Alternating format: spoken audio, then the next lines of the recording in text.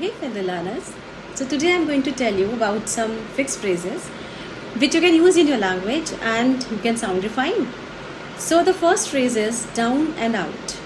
The meaning of down and out is emotional breakdown, feeling completely lost, losing everything. So for instance, he went down and out after he lost everything.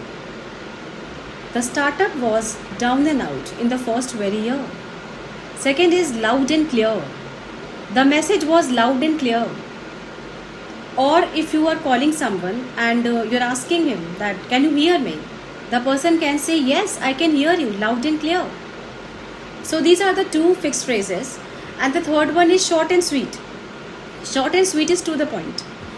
The meeting was short and sweet. He kept his speech short and sweet. Everybody loved it. On and off, irregular. It was raining on and off the whole day. These days, I go to my office on and off. Take it or leave it. That is, make a decision, no more discussion. The shopkeeper gave me the last offer and said, take it or leave it. Pros and cons, good and bad points. Every situation has pros and cons. So these are the fixed phrases. Stay tuned.